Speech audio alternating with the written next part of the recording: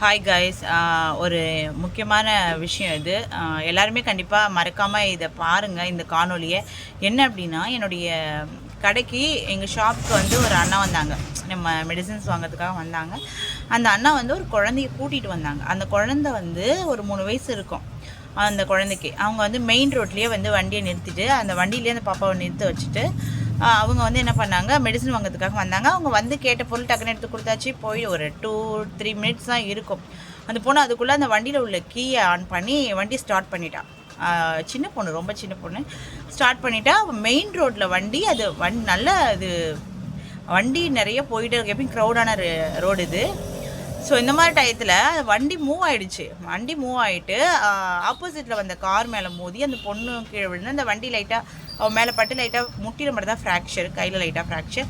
கடவுள் புண்ணியத்தில் பெருசாக எதுவும் அந்த பொண்ணுக்கு அடிப்படலை.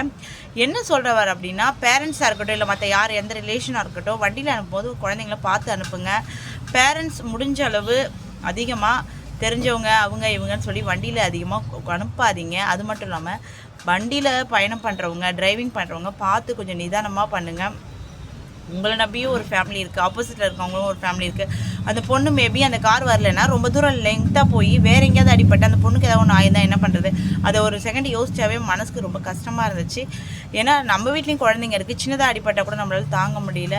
அதை யோசித்து பார்க்கும்போது நமக்கு நைட்டெலாம் தூக்கமே வரல. ஸோ இந்த மாதிரி நிகழ்ச்சிலாம் இன்னமும் நடக்குது. தயவு செஞ்சு வண்டியில் குழந்தைய நிறுத்திட்டு வராதிங்க.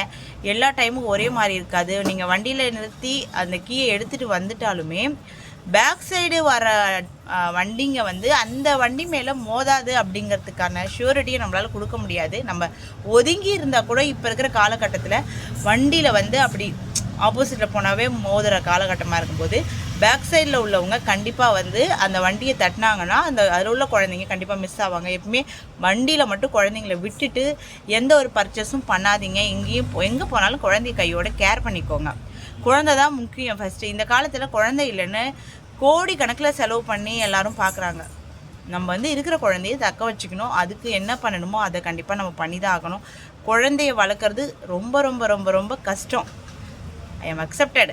அதை வந்து ஒரு 3 வருஷம் வளர்த்து நம்ம ஆளாக்குறதுக்குள்ளே நம்ம படுற பாடு கொஞ்சம் கிடையாது. அதாவது நியூபார்ன் பேபிஸ்க்காக இருந்தாலும் சரி, நியூபார்ன் மதருக்காக இருந்தாலும் சரி, யாருக்காக இருந்தாலுமே சரி. அதனால் வந்து அது ரொம்ப இம்பார்ட்டண்டான விஷயம். டைம் ஸ்பெண்ட் பண்ணி கொஞ்சம் குழந்தைங்க நீங்கள் பார்த்துக்கோங்க. யாரை நம்பி விடாதீங்க. தேங்க்யூ. இன்னொரு வீடியோவில் பார்க்கலாம்.